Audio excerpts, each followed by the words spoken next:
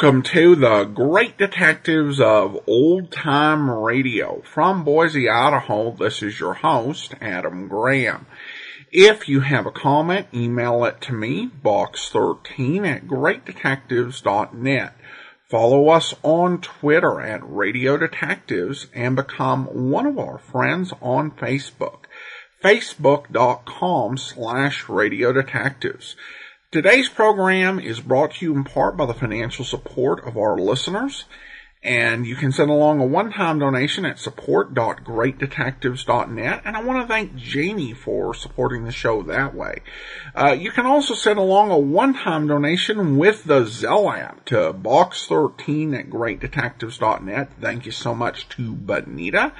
And thank you also to Aaron for sending along donations with the Zelle app. You can also mail in to Adam Graham, P.O. Box 15913-15913, Boise, Idaho 83715. And you can become one of our ongoing Patreon supporters for as little as $2 per month. Just go to patreon.greatdetectives.net.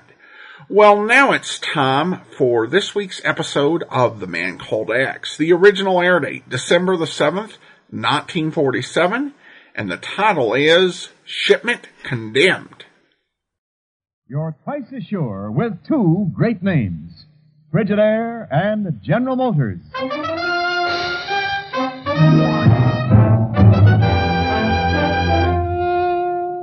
Frigidaire presents Herbert Marshall as The Man Called X. Wherever there is mystery, intrigue, romance, and all the strange and dangerous places of the world, there you will find The Man Called X.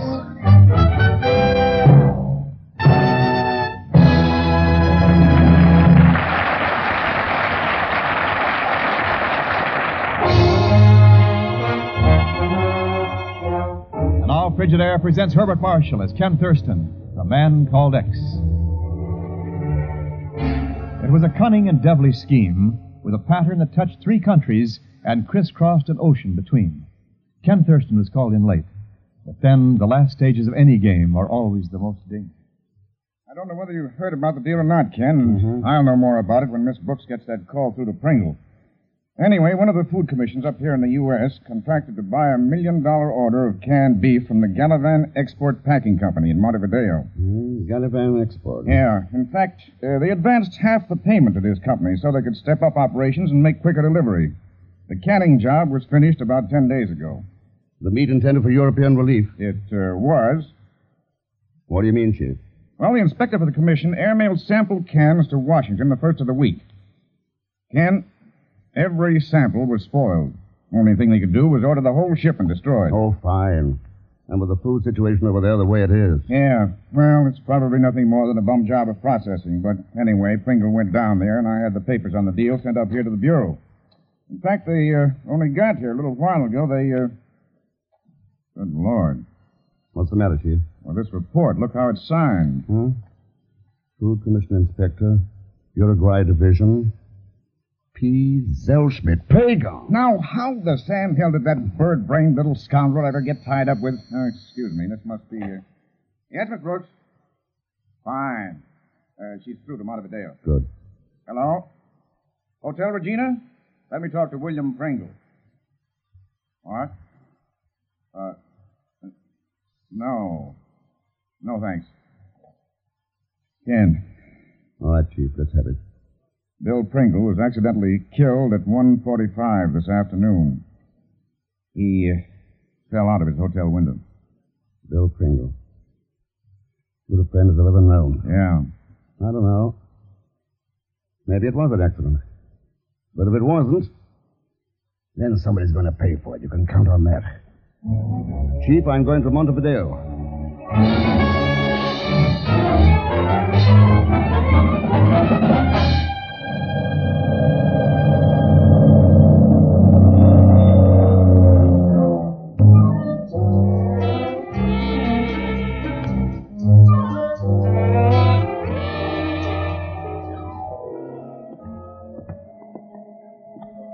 Which way, Lieutenant Lubin?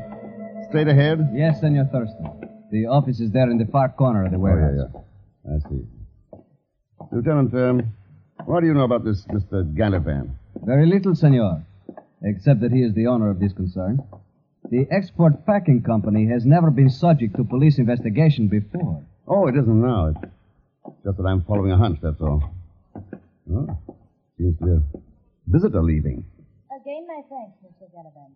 You may be able to work things out. Very well. Oh, well, Lieutenant Rubin. I'm sorry, I don't believe...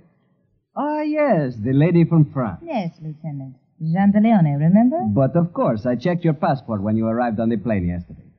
May I present Senor Thurston? Senor How do you Thurston. do? You are a resident of this beautiful little city, monsieur? No, I just got in from the States a few hours ago. Apparently, we're both visitors. How nice. And have we not found a lovely place to visit? Imagine having summer in December. No, then, of course, it'll be winter here next July. Things usually balance up, mademoiselle. Yes, I suppose they do. I had not thought of it that way. I am staying at the Hotel Regina, monsieur. Au revoir. Senor Thurston, I envy you. In 1 minute, you have made a conquest. I wonder. Ah, such elegance, charm, and the perfume she was wearing. Yes. Lieutenant, Mr. Gallivant, you remember? Of course. Yeah. Oh, shall we go in? Oh, Lieutenant Rubin. Come in. Thank you. Senor Gallivant, this is Senor Thurston. Thurston? How do you do? Senor Thurston is from the bureau in New York. I see. Won't you sit down, gentlemen? Senor Gallivant, the little lady who left, she is a friend of yours, perhaps? Oh, Miss De Leone? Charming, isn't she? Sorry I couldn't oblige her. She wanted a job. I don't see how you could refuse her. Well, it wasn't easy. Mr. Thurston, if the commission sent you down here to turn the heat on for the money they advance, well, I haven't got it, and I don't know how I can get it. I'm not interested in money right at the moment, Mr. Gallivant, but I would like to know what caused the whole shipload of canned meat to turn out bad. So would I. When your inspector called and gave me that report from Washington, I just couldn't believe him. Now, as I understand it, the commission ordered the shipment destroyed. Is that right? Yes, and that'd mean another big expense, if it hadn't been for the generosity of Monsieur Valton. Who's Valton? I only met him 2 days ago, a man with a badly scarred face. He's an agent for the French Uruguay steamship lines, arranged to take the stuff aboard the New York-bound freighter Polonaise. It left Montevideo yesterday. But the entire order's condemned. Why ship it to New York? Well, they put it in deck storage. It'll be dumped at sea. Sure. Pretty tragic for the hungry people in Europe who needed that food. I think it may be quite unfortunate for Monsieur Valton.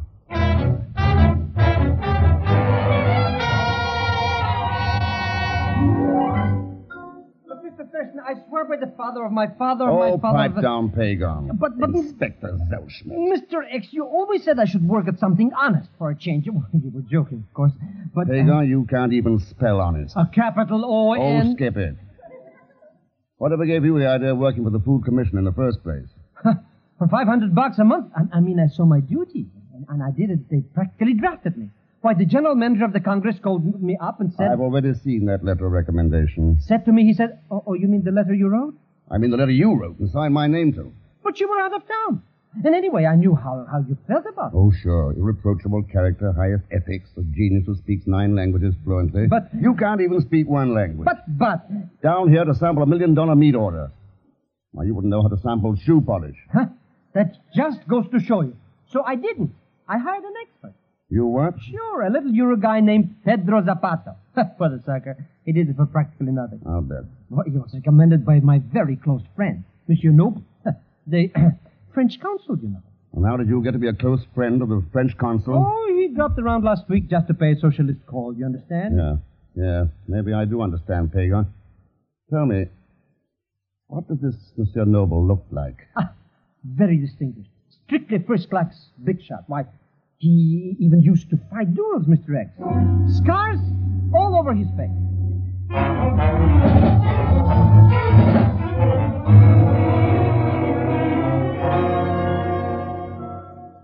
And so I can assure you, Monsieur Thurston, that during the 3 years I have been company agent here in Montevideo, no one by the name of Valton has ever been connected with the French-Uruguay line. Well? And also, as I told you, the French consul has been up in Panama for the past 10 days. He will not return before sometime next week. I see. There's one more thing. One of your freighters, the Polonaise, sailed from New York yesterday. But you have been misinformed, monsieur. The Polonaise is bound for Le Havre, France, not New York. What do you know about a shipment of canned meat to be dumped overboard somewhere at sea? Monsieur is joking. There is no such shipment. Huh? A large consignment of that type was shipped by yes, Mr. Smith. Smith, eh? But most certainly not to be dumped overboard. You see here? Destination, Le Havre, France. Do you happen to remember anything about the appearance of this Mr. Smith? Oh, just an ordinary man, except for some rather deep scars on his face. Well, thanks for your trouble. I won't take up any more of your time. Oh, no trouble at all. The motto of our line is service with a smile, at low cost. How inspiring. Good day. Uh-huh. So there you are, Mr. Thurston. I thought you were going to stay there all day. If I'd known you were out here, I would have. Well, so long, Pegon. But Mr. X, he said for us to wait right here at the bottom of this little alley. He went to make a phone call. Who did? Well, that's what I'm trying to tell you. My very dear friend, the French consul. I see. He came down here with you, huh? Oh, sure. He's very anxious to meet you. As soon as he gets back, of course. Yeah. Gets back from Panama, as a matter of fact. Huh? Mr. X, what's the matter with that driver? Hey, look out where you're backing that truck. Wait, there's no driver in that truck? But then why... Never mind, move, fast. Oh! Oh, no. Mr. Thurston, it hit that building. Right where we were standing. Yeah. Nice if we'd still been there. But whatever made it... Oh, there's the council now getting in the car street. Look, up the street. Yoo-hoo! Here we are, right over... Mr. X, he's driving off. License number 4C697. I guess he didn't see us, Mr. Thurston. Pegon, you want a bet?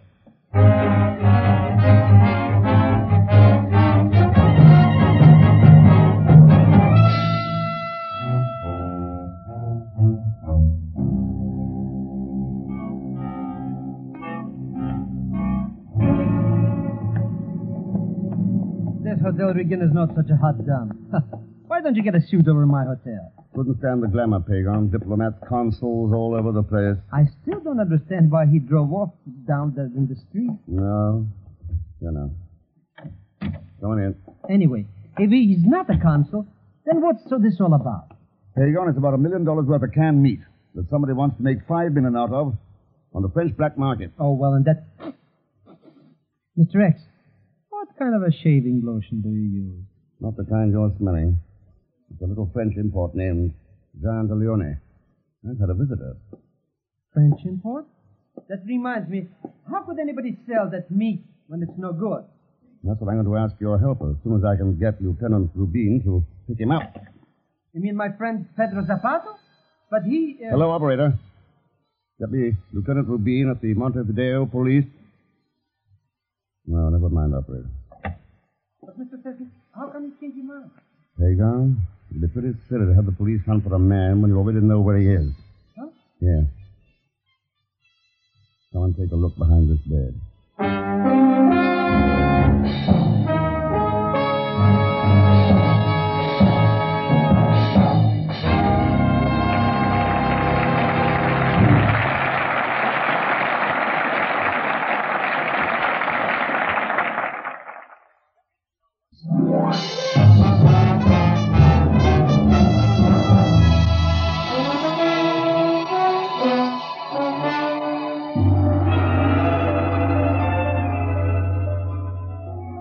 And now to continue Frigidaire's Man Called X, starring Herbert Marshall.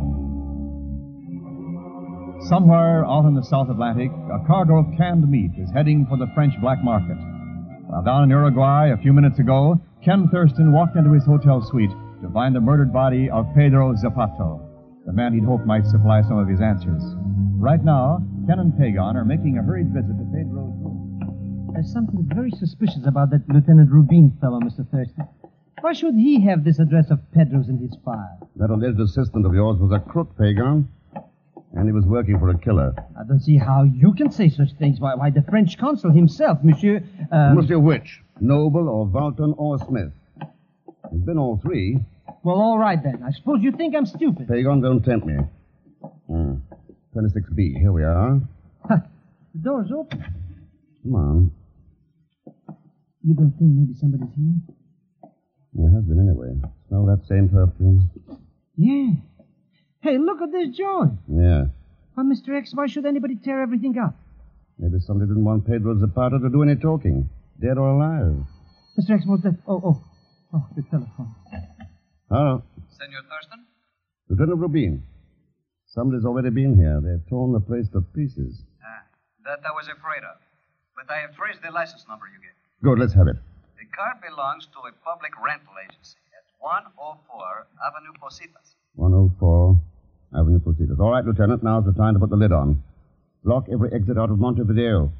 Make it fast.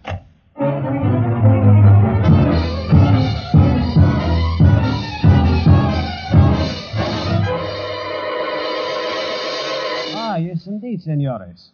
That number is the license of one of our autos. The car is sitting in the back room at the moment. When was it turned in? That particular car was rented by the customer at precisely 1:48 yesterday afternoon. 1:48. It was returned this evening at 5:26, something over 1 hour ago. And who was the customer?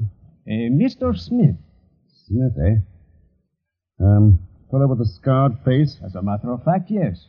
Your friend again, Pegon. You know, Mr. Thurston, it's funny he never told me his name was really Smith. It is somewhat remarkable, this inquiry of yours. Only a little while ago, a young lady was asking about the same man. So? What does she look like? Ah, ravishing. Such elegance, such style, such... Yeah, such perfume. But how did you know? He's somewhere in Montevideo. He's on foot, and he can't very well hide that face. Pegon, start working from here. Ask every cab driver up the avenue if he's seen this Smith or Valton or Noble guy. Mr. Thurston, you can count on me. When you find out anything, I'll be at the hotel. I'll get moving. I'll drag the double-crosser in by my heels. Oh, Pegon, remember how Pedro looked? Sure, I'll mutilate him. Oh no!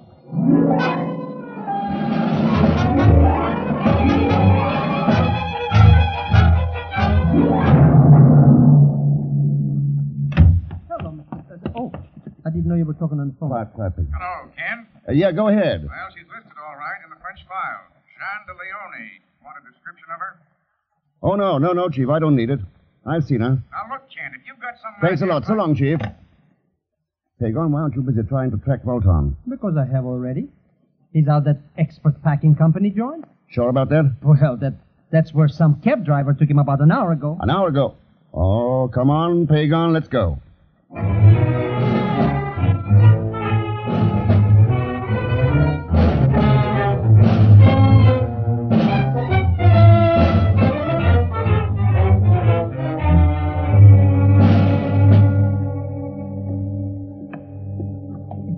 It's cold bin in here, Mr. X.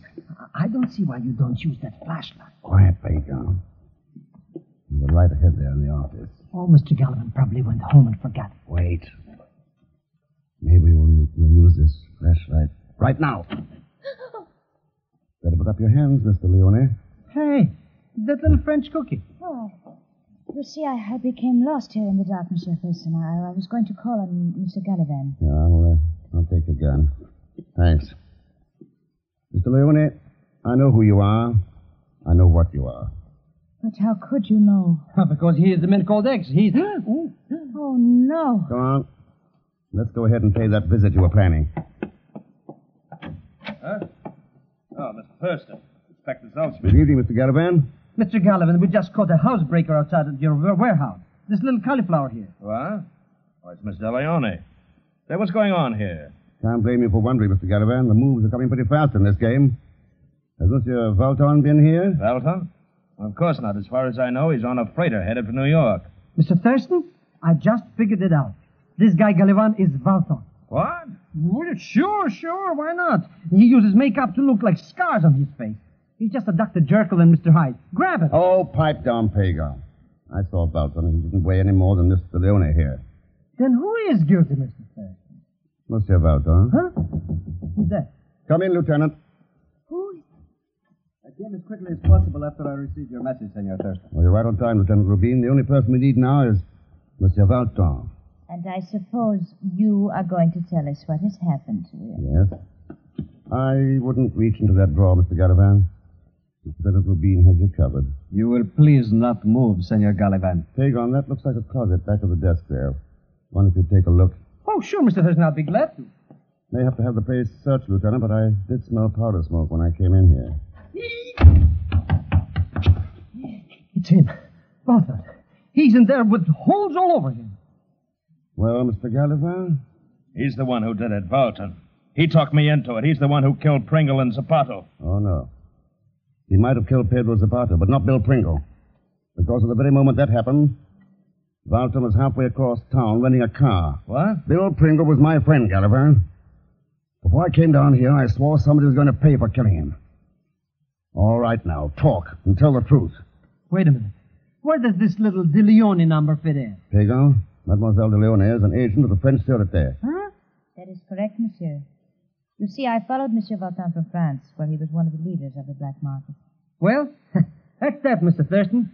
I guess we did it. Oh, sure. Yes, we did it, all right. Mademoiselle, I suggest you cable your headquarters and arrange a reception for that freighter when it gets to Le Havre. I shall take care of the matter, Monsieur Thurston. And may I offer my sympathy in the loss of your friend? Thanks, Mademoiselle. I don't know. He died so a cargo of food could reach the starving people it was meant for. Maybe that's a very small reason for a man to give up his life. Maybe it's the biggest reason in the world.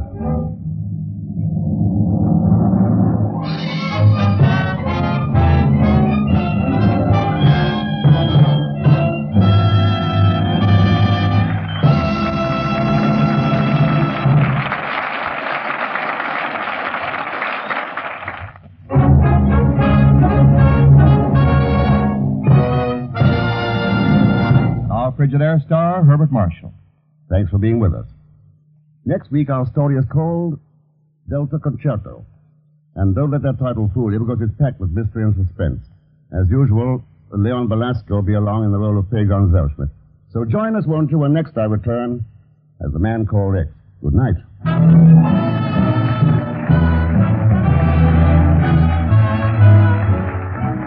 Frigidaire's Man Called X is directed by Jack Johnstone, with music composed and conducted by Johnny Green. Tonight's story was written by Les Crutchfield. So until next week, same time, same station, this is Wendell Niles speaking for Frigidaire, made only by General Motors. All characters and incidents used on this program are fictitious. Any resemblance to actual persons or incidents is purely coincidental. Remember, every Sunday night brings you two popular dramatic shows on CBS, The Man Called X and The Adventures of Sam Spade. Yes, for the best in entertainment, tune in and stay tuned in to CBS, the biggest show in town. This is CBS, the Columbia Broadcasting System.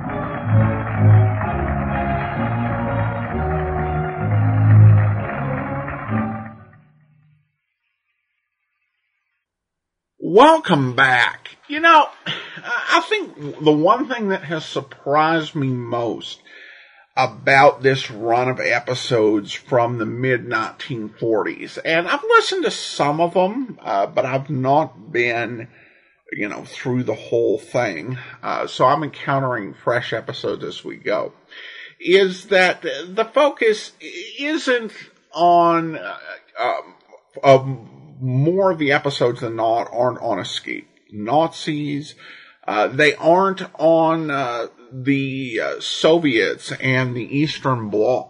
They're, for the most part, I don't think the biggest focus has been on military technology. What surprises me is just how many episodes we have that are focused on Ken Thurston to try and make sure that people get the basic things they need to survive in post-war Europe. Now, of course, we have to admit that just the pure amount of scams that Thurston has to foil are exaggerated. Just how, if you listen to radio in the 1940s and you took that as literally true, you'd believe that there were Nazi spy rings in every town in America. It was an exaggeration of a reality. There were Axis spies, there were fifth columnists, and that's much the case here. brings home just what a humanitarian crisis confronted the world after the war. And I think we remember the war far more than we do the amount of the humanitarian crisis. And whenever you have something like that, you're going to have people who will decide that this is something to try to profit off of, regardless of the misery it's causing to others. Pegon becoming an inspector and not actually knowing what he's doing is meant mostly for comic effect, though it does show how humanitarian aid can often be misdirected by people who are corrupt, or in Pegon's case, just don't know what they're doing. I think that during this period they are making a choice to walk a fine line with Pegon. They want him to be a lovable but somewhat roguish character. So he may do some scamming, try to con some money out of Mr. X, and it can all be played in good fun. But you cannot have him knowingly involved in something that will inflict suffering on already starving, suffering people in Europe. So they'd rather have him be a bit unwitting and really play up the buffoon angle than have him knowingly cross that line. Now I want to go ahead and thank our Patreon supporter of the day, and I want to thank Ken. Ken has been one of our Patreon supporters since January, currently supporting us at the Shamus level of $4 or more per month. Thank you so much for your support, Ken. And that will actually do it for today. Join us back here tomorrow for Mystery is My Hobby. Next Wednesday, we'll be back with another episode of The Man Called X. And next Saturday, we'll be starting to bring you T-Man.